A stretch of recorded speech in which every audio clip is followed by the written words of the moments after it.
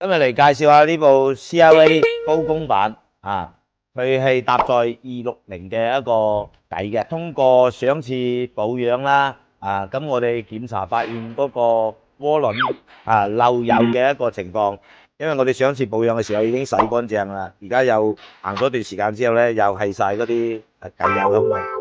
咁要多謝車主對我哋嘅一個信任啦，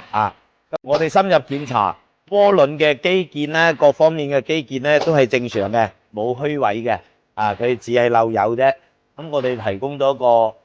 既慳錢又可以解決到問題嘅一個方案，因為換呢個渦輪咧實在太貴啦，要2皮嘅嘢。而家我哋只係用1/10嘅價錢，大大咁同車主降低嗰個維修成本。落嚟睇下我哋點樣去同佢解決問題。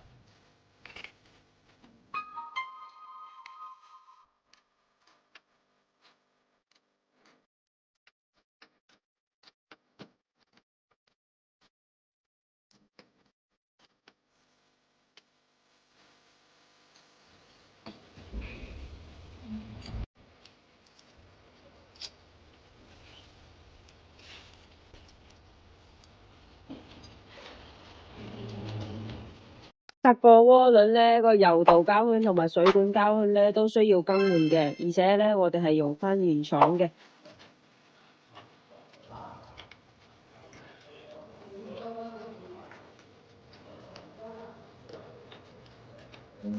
而家嗰個渦輪咧就裝翻上車啦，咁經過我哋嘅路試啦、測試啦，而家睇到佢係漏油噶啦，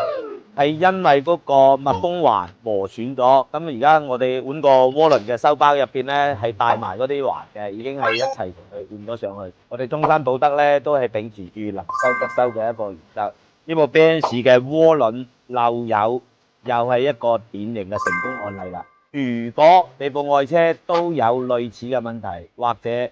汽車需要整備嘅，可以過嚟中山寶德揾我哋，我哋免費為你提供檢查服務，出個合理嘅維修方案俾你。你講需要，我定專業。